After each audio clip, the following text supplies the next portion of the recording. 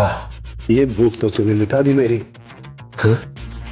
अब मेरी पेट की भूख भी मिटा दे, मैं अभी ना कर रहा था। हाँ? अपनी उम्र के हिसाब से आपको भूख कुछ ज्यादा नहीं लगती साहब जी? ये मेरी तो काम वाली नहीं है, मेरी डॉक्टर भी है, तो इसी तरह मेरी भूख बढ़ाते रहे, मैं तेरी पगार बढ़ाता रहूं। तो वो भी है। जल्दी आओ।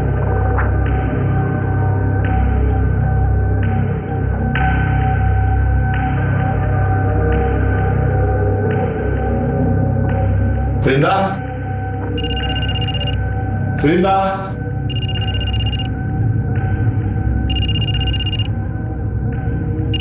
वृंदा, अरे कहाँ चली गई? साहब मैसेज चेक करो।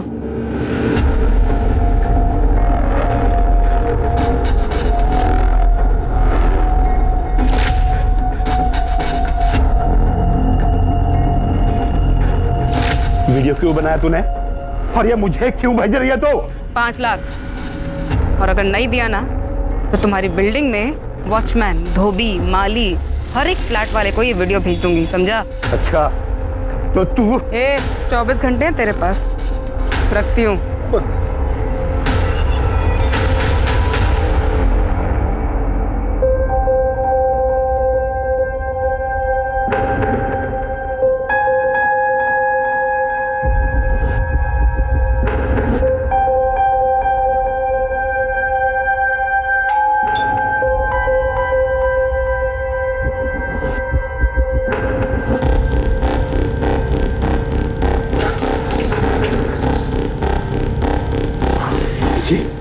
नमस्ते। नमस्ते।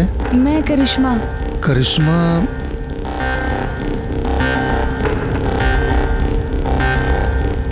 ओ हाँ हाँ करिश्मा, आ जाओ आ जाओ, आओ अंदर आओ बेटा। अरे खुशी, वो डोमेस्टिक हेल्प आ गई है करिश्मा, आओ बैठो बैठो।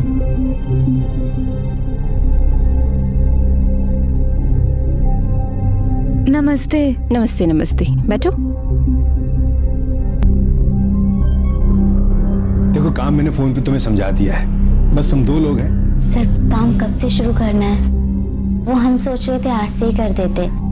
वो क्या है ना, हमारी माँ हमारे रहते दूसरों के घर में काम करती है, हमको अच्छा नहीं लगता। और वैसे भी हमारे भाई की भी तबीयत ठीक नहीं रहती, उसके पास कोई नहीं होता तो वो परेशान हो जाता है। मुझसे क्या पूछ रहे हो? भले घर की लगती है, रख लो। ठीक है बेटा, तुम आज से काम शुरू कर दो। थैंक यू साहब। अरे ऐसे आओ, मैं तुम्हें किचन दिखा दूं, आ जाओ।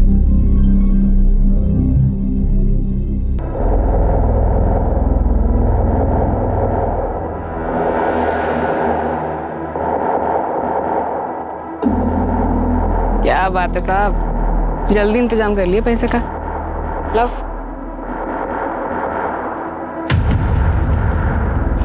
रब है ना, सब देख रहा है, तेरा भला नहीं होना कभी। ये पैसे मैंने अपने पोते की पढ़ाई के लिए रखे थे, समझी? बैंक पढ़ाई के लिए लोन बांट रही है, टेंशन मत लो आप। जाके पोते का ध्यान रखो, जाओ। अरे जाओ।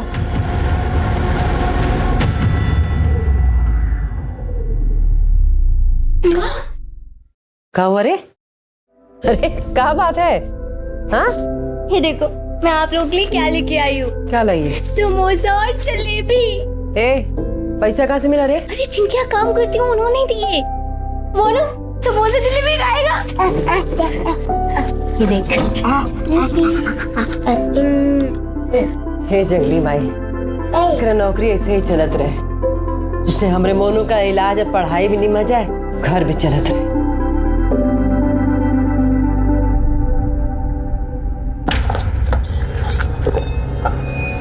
बस इतने? बाकी के पैसे कहाँ?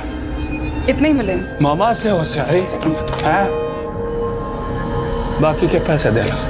इतने ही मिले मामा। मुझे पता है पैसे कहाँ। हाँ मामा इतना ही। मामा अच्छा दे रही हूँ।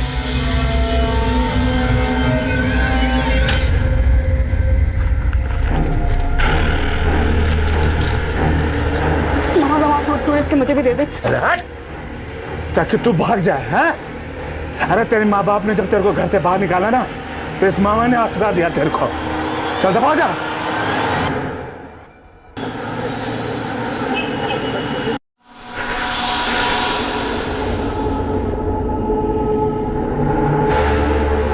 हाँ बस निकल रही हूँ मैं। आई आई आई। Okay bye. सुनो, कैसी लग रही हूँ मैं? बहुत अच्छी, हमेशा की तरह। ठीक है, मैं डॉली की किटी पार्टी में जा रही हूँ और मुझे आने में लेट हो जाएगा। हाँ बाय बाय।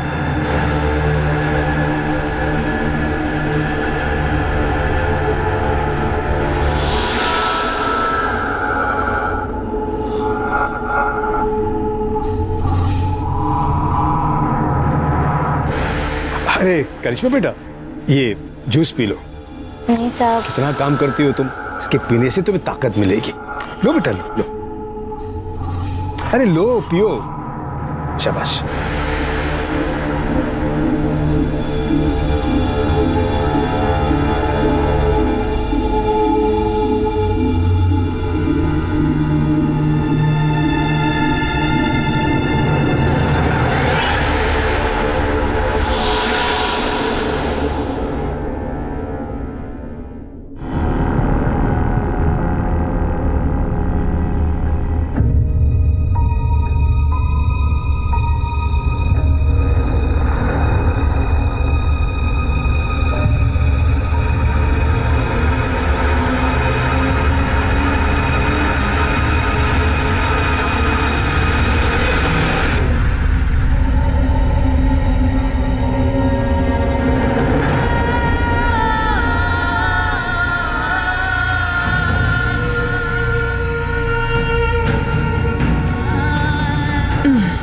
अरे आ गई तू, खाना लगा दे।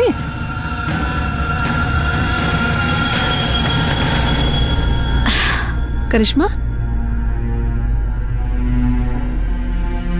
का हुआ बेटा? तबीयत ठीक नहीं है का? चाय पिएगी? चाय बना दे। हाँ, हमारा कुछ भी खाने पीने का मन नहीं, हम कल से नौकरी पे नहीं जाएंगे। उन लोगों ने डांट दिया का? देख बेटा, अब जो लोग इतना सामान पैसा सब दे रहे हैं, अगर कभी कोई चार बात बोल दे ना, दिल पे मत लगा। देख, तू नौकरी छोड़ देगी तो फिर मोनू का क्या होगा? फिर जल्दी इतना अच्छा काम नहीं मिलता है बेटा। ये हमारी बात मानना, जो भी उन लोग कहे सब अनसुना कर दे, फिर ये सब ठीक हो जाएगा। तो काम पे नहीं जाएगी तो घर कैसे चलेगा रे?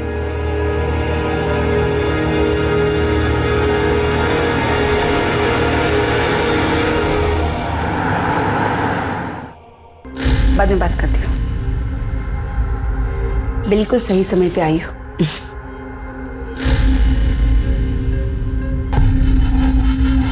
ये है तुम्हारा नया शिकार। कुछ दिन इसका पीछा करो, देखो ये सही समय पे किल ठोक दो। नमस्ते, मैं इधर जरूर आऊँ। क्या लेंगे आप मालिक? चाय पानी? अरे नहीं, कुछ हाँ? तकलीफ मत कीजिए आप। ये आपका बेटा है? हाँ। बेटा जरा यहाँ आना। क्या मुस्तिकर साहब? ये लो बेटा, ये तुम्हारे लिए। हाँ, जा जा बाहर खेलो, जाओ।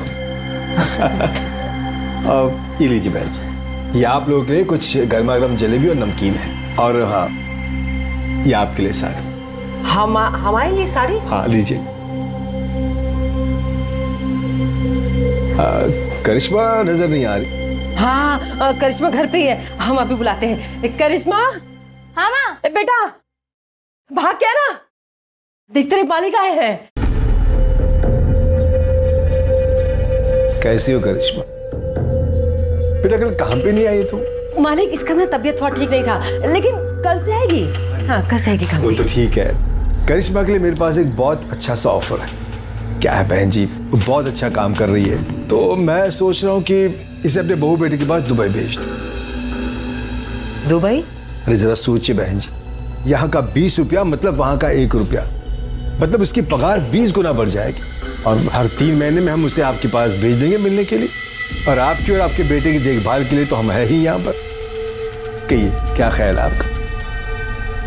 अच्छी लीजिए, ये एडवांस। मालिक, आप तो देवता आदमी है। ऐसा कुछ नहीं। करिश्मा, ये तो किस्मत है, इतने अच्छे आदमी के काम करने को मिला।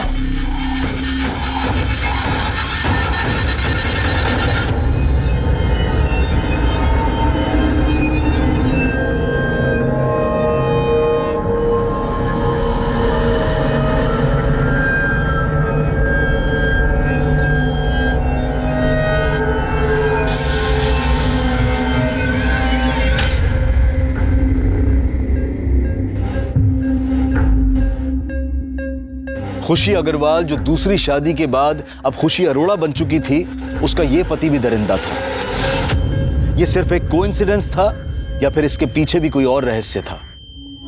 धीरज 3 हफ्तों तक लगातार गाजियाबाद में करिश्मा का शारीरिक शोषण करता रहा और करिश्मा की मां वैशाली ये समझती रही कि करिश्मा दुबई में अपने परिवार को पालने के लिए नौकरी कर रही है। ऐसे में करिश्मा के शोषण का सिलसिला कब खत्म हुआ? खुशी और वैशाली को करिश्मा के साथ हो रहे अत्याचार का पता चला भी या फिर नहीं?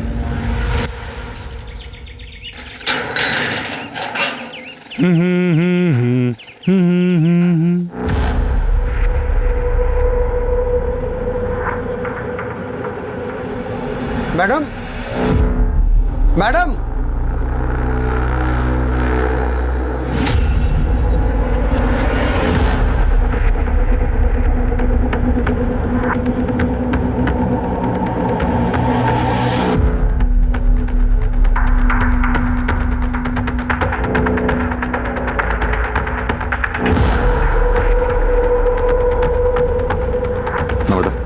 चेक करो, देखो आप।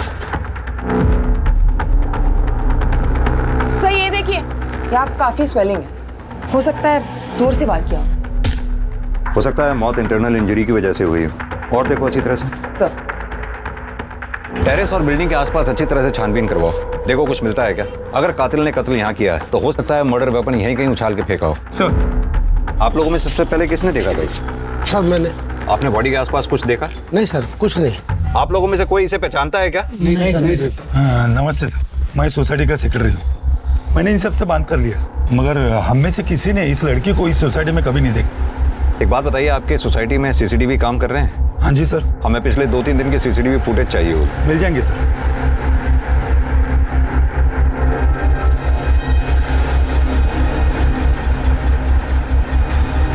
सर ये देखिए, सर पाँव के पास ये हेयर स्टाइल मिला है और ये हेयर कलर विक्टिम के हेयर कलर से काफी अलग है। सर मैंने पूरी बॉडी चेक की लेकिन कहीं कोई निशान नहीं है और बॉडी के आसपास खून के धब्बे भी नहीं है। बाल का डीएनए विक्टिम के डीएनए से मैच करवाओ और बॉडी एक बार फिर से चेक करो, देखो कहीं कोई निशान तो नहीं। सर संदीप,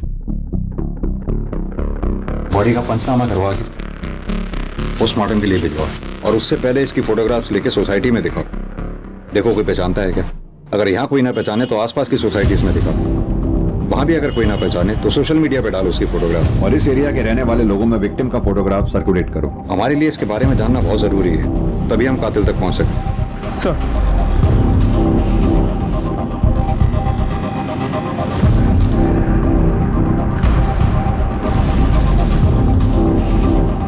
आप दोनों इसे पहचानते हो? नहीं।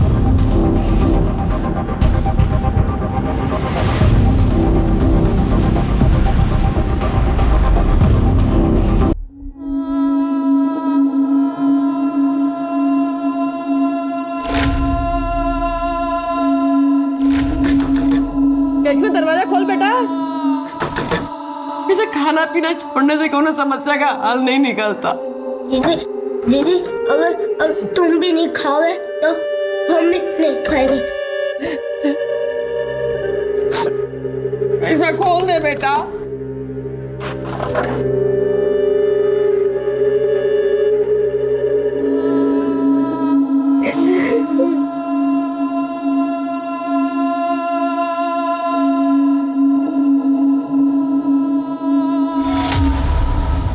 सर, उस अनआइडेंटिफाइड बॉडी की पोस्टमार्टम रिपोर्ट। विक्टिम की मौत 13 तारीख को दोपहर 2:30 बजे से 4:30 बजे के बीच में हुई है, लेकिन इसकी इंफॉर्मेशन तो हमें अगले दिन 14 तारीख को सुबह 8 बजे मिली। कुछ समझ में नहीं आ रहा, भरी दोपहर में टेरेस पे मर्डर। सर ये बिलीवेबल नहीं लग रहा। मैंने सीसीटीवी फुटेज भी चेक किया लेकिन कुछ सस्पिशियस नहीं मिला। विक्टिम की मौत सिर पर कोई भारी चीज लगने की वजह से हुई है। संदीप, इतना तो तय, ये एक्सीडेंट का मामला नहीं है। सर मैंने टेरेस, कैंपस, आसपास के बिल्डिंग्स में भी चेक किया, लेकिन कुछ ऐसा नहीं मिला जिससे हम मर्डर वेपन कह सकें। विक्टिम प्रेग्नेंट थी, तकरीबन 5 महीने। सर बॉडी देखकर तो ऐसे नहीं लग रहा था। सर विक्टिम की बॉडी पे जो हेयर स्ट्रैंड मिला था उसका डीएनए विक्टिम से मैच नहीं करता है सर, ये देखिए। यादव जी, एक काम कीजिए, सोसाइटी में उस दिन 2 बजे से लेकर 5 बजे के बीच में जिन जिन लोगों की भी मूवमेंट हुई है, सीसीटीवी कैमरा में उन सबको आइडेंटिफाई करो। पता लगाओ क्या उनमें से कोई भी विक्टिम के साथ कनेक्टेड था। Okay sir. सर उस बिल्डिंग में जितने भी लोग एक्सक्यूज मी सर, वेलकम। जी आइए। सर मेरा नाम आलोक, मैं आपसे एक जरूरी बात शेयर करना चाह रहा हूँ। प्लीज बैठिए पहले आप। जी थैंक यू सर। बताइए क्या जरूरी बात शेयर करनी है आप? ये जो लड़की है, मैं इस लड़की को जानता हूँ सर। इस लड़की का नाम विरिंदा चौहान, और सर ये मेरे वहां मेड का काम करती थी। सर वो इसने मुझे अपने सेक्स के जाल में फंसाकर मुझसे 5 लाख रुपए ब्लैकमेल के तौर पर रैंठे थे। आलोक जी, कहीं ऐसा तो नहीं कि विक्टिम के पेट में आप ही का बच्चा था? मैं तो उस लड़की से 1 महीने पहले ही मिला था। आप इस वृंदा चौहान के कांटेक्ट में आए कैसे? मेरे घर के लिए एक मेड की जरूरत थी, तो मैंने मेड एजेंसी वालों को फोन किया। सहेली नाम की एक मेड एजेंसी थी, उन्होंने मेरा नंबर ये विरिंदा चौहान को दिया था। आप अपना कांटेक्ट नंबर? जी।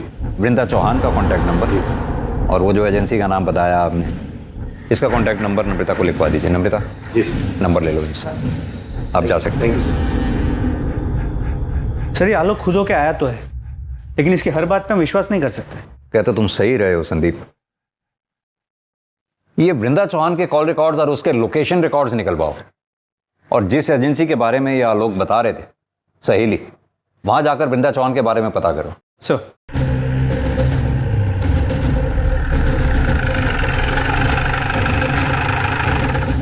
वृंदा हमारी एजेंसी के साथ 7 महीने से जुड़ी हुई। 2 महीने किसी के यहाँ काम करने के बाद एक दिन रोते रोते मेरे पास। ठीक,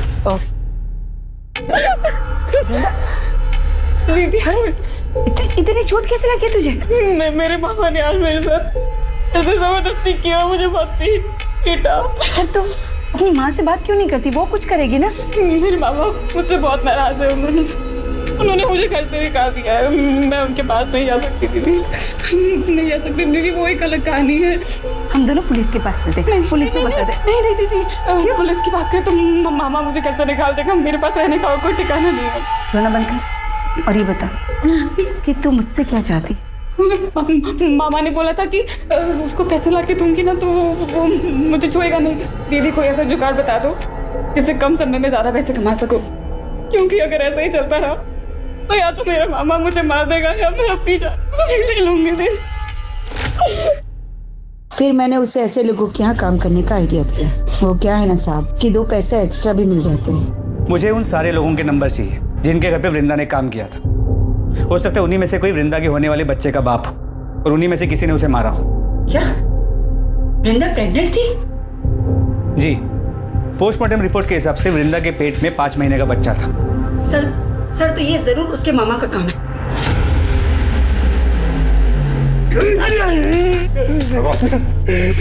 जनाब जितना मारना मार लो जनाब, मैं सच कहता हूँ, मैंने इंदिरा के साथ जबरदस्ती जरूर की जनाब, लेकिन मैंने उसका खून नहीं किया। जबरदस्ती की? जनाब जैसे तू जबरदस्ती कर रहा है, जबरदस्ती नहीं रेप कहते हैं। बता, 13 तारीख को दिन में 2:30 बजे से लेकर 5:30 बजे तक कहाँ था? जनाब उस दिन मैं ट्रक में सामान लेके हरिद्वार गया था। आप चाहो तो सिंह कंपनी में फोन करके पूछ लो। आइए जनाब। हमें सिखाएगा तू? वो जो इंदिरा जिन बुड्ढों को चूना लगाती थी, उनमें से किसी ने मारा होगा जनाब।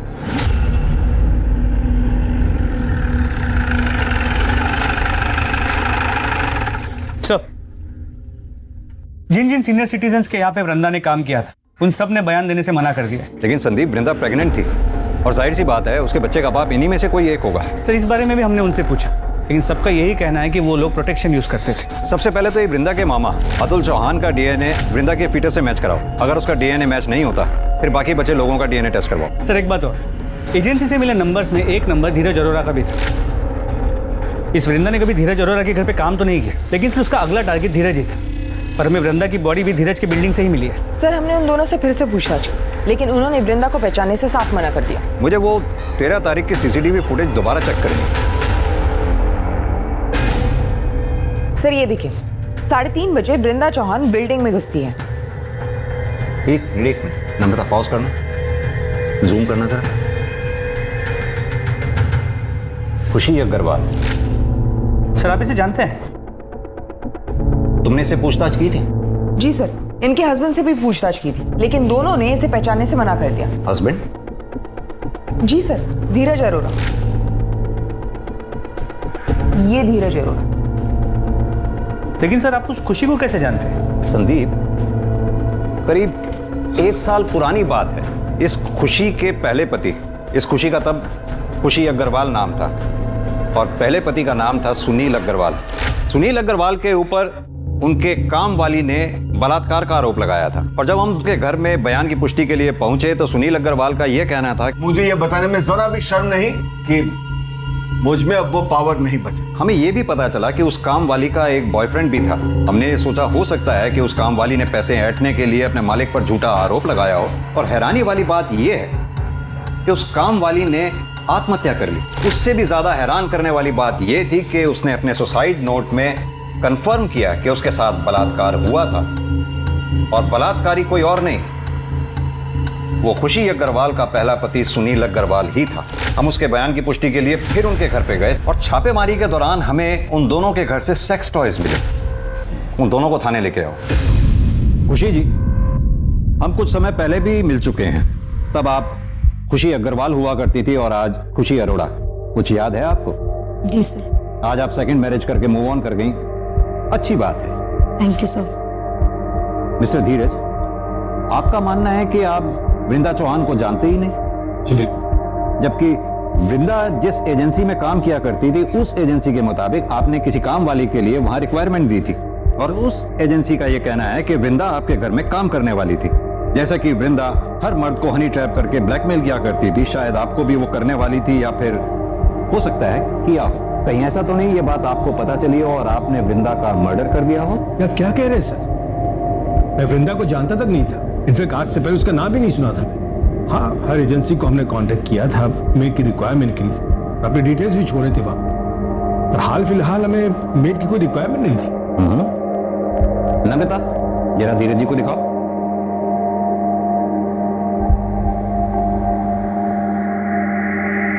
मिस्टर धीरज, कल आप अपने ऑफिस से 4 बजे घर लौट कर आए, और फिर आधे घंटे बाद अपने घर से चले गए, जबकि हमने पता किया है कि आप अपने ऑफिस से रोजाना 7 बजे के बाद निकलते हैं। सर वो मैं अपने कुछ फाइल्स भूल गया था, इंपॉर्टेंट थे, इसलिए पर्सनली लेने आ गया था घर।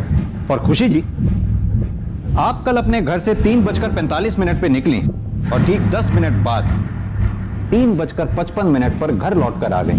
सर ऐसी कोई बात नहीं है, मैं बस पैसे विड्रॉ करने गई थी वहां से। और आप स्टेटमेंट चेक कर लीजिए बैंक का, सीसीटीवी फुटेज होगा, आप वो चेक कर लीजिए।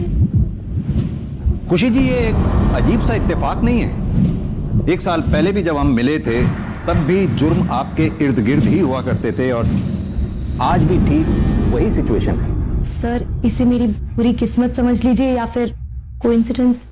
ठीक है, फिलहाल आप दोनों जा सकते हैं। Thank you.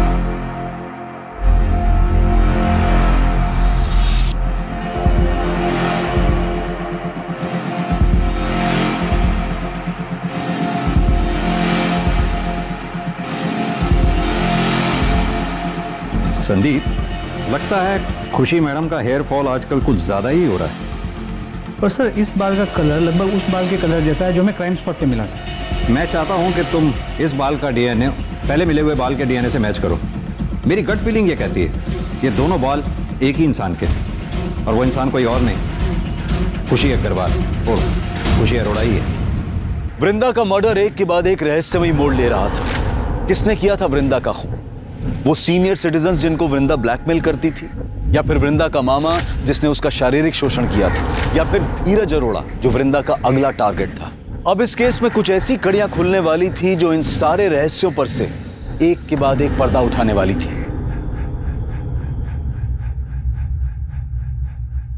सर, वृंदा के मामा अतुल चौहान का डीएनए वृंदा के पेट की फीटस के डीएनए के साथ मैच करता है। रिपोर्ट। यानी वृंदा के मामा के पास वृंदा को मारने का मोटिव था, लेकिन बिल्डिंग के उस सीसीटीवी फुटेज में ये मामा कहीं दिखाई नहीं दिया।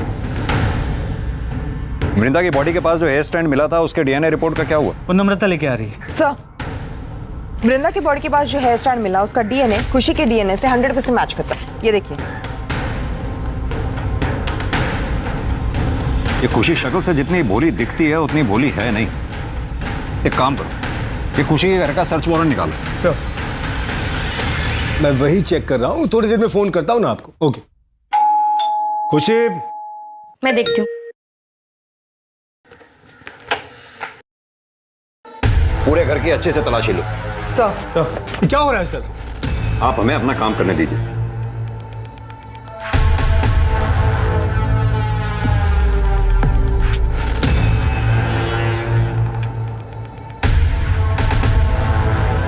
सर, ये देखिए।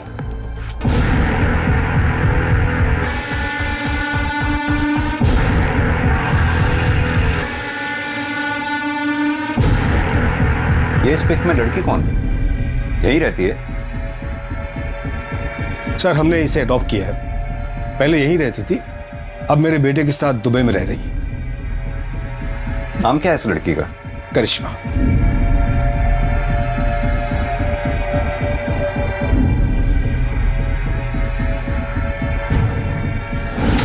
सर, एक मिनट यहाँ आइए, देखिए क्या मिला है। सर, मर्डर वेपन तो नहीं मिला, लेकिन ये सब कुछ मिला है।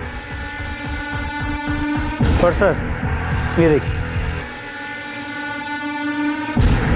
सर, ये सारा सामान बिल्कुल वैसा ही है जैसे आपने कहा था आपको खुशी के पिछले घर से मिला था।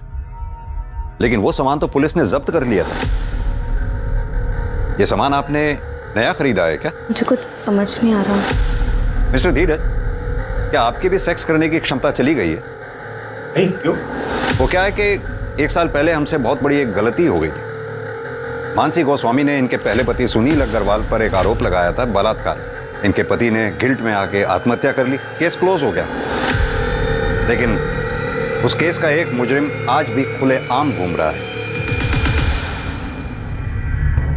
देखिए, आप दोनों के खिलाफ हमारे पास इतने सबूत तो हैं ही कि हम कोर्ट में आसानी से ये साबित कर पाएंगे कि वृंदा का मर्डर आप दोनों ने ही मिलकर किया है। सर, हमने ऐसा कुछ भी नहीं किया, हमने उसे नहीं मारा सर। ये आपके बाल वृंदा की बॉडी पर कैसे मिले और उन बालों का डीएनए आपके डीएनए से कैसे मैच करता है? और यही नहीं, वृंदा के लोकेशन रिकॉर्ड वारदात के कुछ रोज पहले तक लगातार धीरज के लोकेशन रिकॉर्ड से कैसे मैच करते हैं? सर, मुझे नहीं पता ये। आप तो चुप ही रहिए मिस्टर धीरज। लगातार आप झूठ पर झूठ बोलते चले जा रहे हैं। यादव जी, जरा फुटेज दिखाइए इन्हें। इस फुटेज में जो लड़की दिखाई दे रही है करिश्मा, आपने ये कहा कि आपकी अडॉप्टेड बेटी है और वो दुबई में रहती है। तो फिर कैसे इस फुटेज में आपकी बिल्डिंग से वो निकलते हुए दिखाई दी और कहां जा रही थी वो? हमारा टाइम वेस्ट मत कीजिए। ये बताइए कि आप दोनों ने मिलकर वृंदा को मारा या आप दोनों ने करिश्मा के साथ मिलकर वृंदा को मारा? और एक सवाल, करिश्मा के साथ एक चौथी औरत जो आपकी बिल्डिंग से सीसीटीवी फुटेज में निकलती हुई दिखाई दी है, वो चौथी औरत कौन थी और उसका इस मर्डर में क्या रोल था? अरे सुनाई नहीं दे रहा क्या? अभी भी वक्त है, सब सच सच बता दो। नहीं बताना तो वो भी बता दो। कोर्ट में तो हम साबित कर ही देंगे कि वृंदा का मर्डर आप दोनों ने किया है। कब तक चुपचाप सुनती रहोगी? सच बता दो ना।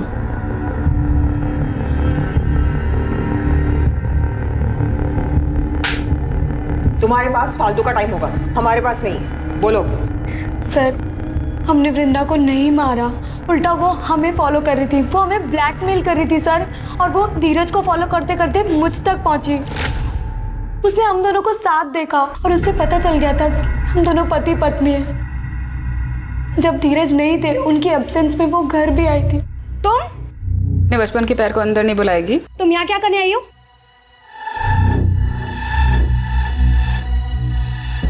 तुझसे इतना प्यार किया था, 9 साल पहले मुझे गांव में अकेला छोड़ा ही था।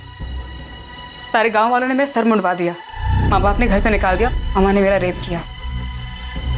ये अच्छा है, मेरी जिंदगी खराब करके अय्याशियाँ कर रही है। तो क्या चाहती है? 1 लाख रुपए। किस बात के 1 लाख रुपए? तेरे पति को बताऊं तेरे बारे में? खोलूं तेरी बोल? हवा टाइट हो गई तेरी। कहाँ से लाऊं मैं 1 लाख रुपए? घर पे रखे होते हैं 1 लाख रुपए। बाजू में ATM है और तेरे पास 2-3 अकाउंट तो होंगे ना। तो एक काम कर, सारे अकाउंट से थोड़े थोड़े पैसे निकाल के 1 लाख रुपए दे दो। मौसी हूँ तुम्हारे मुंह पर ला करके 1 लाख रुपए।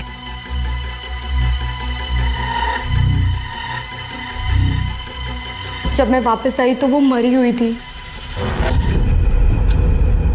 वृंदा, वृंदा। फिर मैंने तुरंत धीरज को कॉल किया।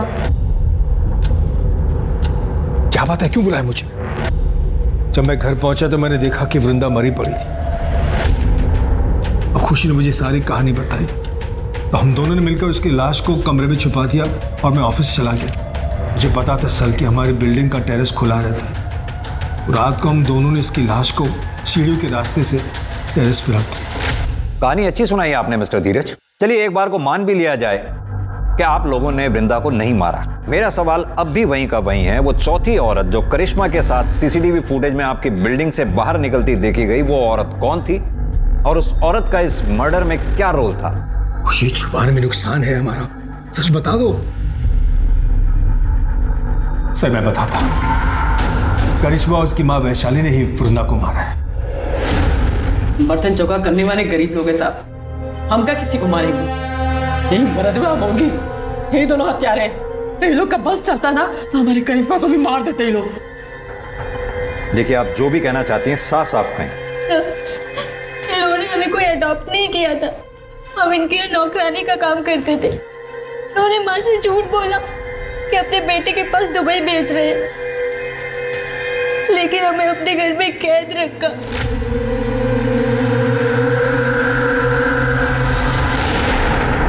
और पूरे 21 दिन हमारे साथ जबरदस्ती की।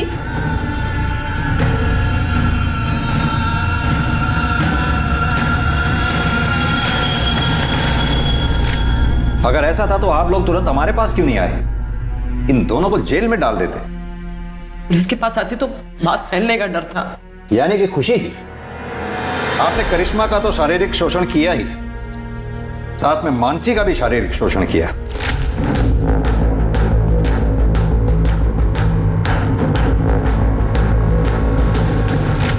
इतना ही नहीं, इस कुकर्म में आपके दोनों पति बराबर के भागीदार थे। पहला पति सुनील अग्रवाल, वो आपको ये कुकृत्य करते हुए देखता था, और आपका दूसरा पति मिस्टर धीरज अरोड़ा इस कुकर्म में आपके बराबर के भागीदार थे। आईपीसी की धाराओं की लंबी लिस्ट लगेगी आप दोनों की। ये बताइए कि वृंदा को क्यों मारा आप लोगों ने? हमने उसे नहीं मारा सर, यही दोनों ने मारा है। हम कैसे करेंगे उन लोगों का मर्डर? हम जब वहां पहुंचे, करिश्मा, करिश्मा, करिश्मा, जब हमको चुपके से फोन करके इन लोगों को सारा सच्चाई बताई, हम करिश्मा को लेने के लिए इन लोग के फ्लैट पे पहुंचे। करिश्मा तो औरत पहले से मर चुकी थी। झूठ बोल रही है ये दोनों। मैं मानती हूँ सर कि मैंने बचपन में उसे सताया होगा, लेकिन अब ऐसा नहीं था। मैं प्रायश्चित करना चाहती थी और इसीलिए ना मैं उसे पैसे देने चाहती थी सर, लेकिन इन दोनों माँ बेटियों ने मिलकर उसे पहले से ही मार दिया था। प्रायश्चित करके ना नौटंकी कर रहे, नौटंकी। सर ये झूठ। ये केस उलझता ही जा रहा था। इस रेप और मोलेस्टेशन केस में ये तीसरी मौत थी।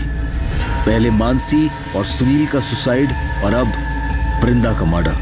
क्या कातिल इन्हीं लोगों में से था या फिर कोई ऐसा जो अब तक पुलिस की नजर से बचा हुआ था?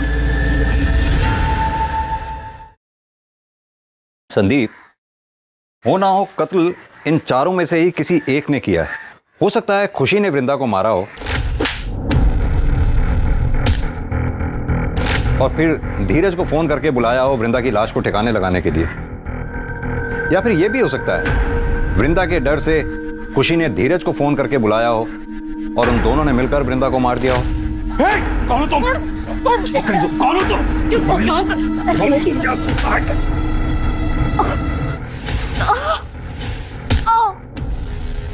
या फिर यह भी हो सकता है कि वैशाली घर में घुसी हो करिश्मा के साथ भागने लगी हो और इसी दौरान वृंदा बीच में आ गई हो और वृंदा वैशाली के हाथों मारी गई हो।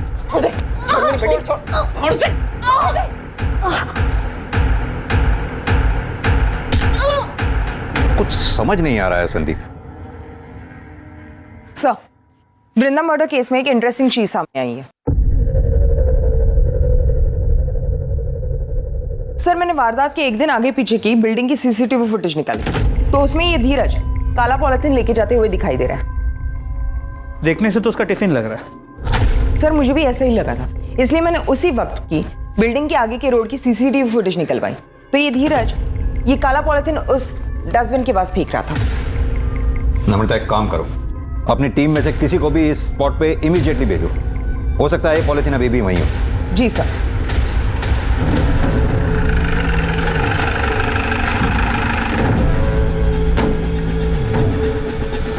महेश। Yes sir.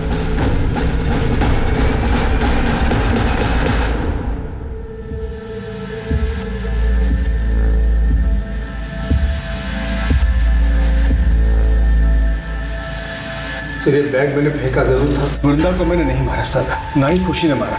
फिलहाल तो आप चारों में से जिसने भी वृंदा को मारा है बहुत जल्द पता चल जाएगा, क्योंकि हमारा फिंगरप्रिंट एक्सपर्ट उस गुलदस्ते की जांच पड़ताल में लगे हुए हैं।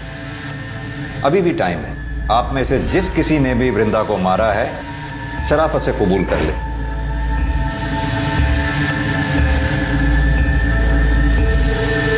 सर, खून हमने किया है। उस दिन फोन रखने के बाद अम्मा का इंतजार कर रहे थे। घर में सर और मैडम दोनों ही नहीं थे। जैसे माँ गेट पे आई, हम उनके पास दौड़ के पहुंचे तो मैडम हमारे बीच में आ गई, हमें रोकने लगी।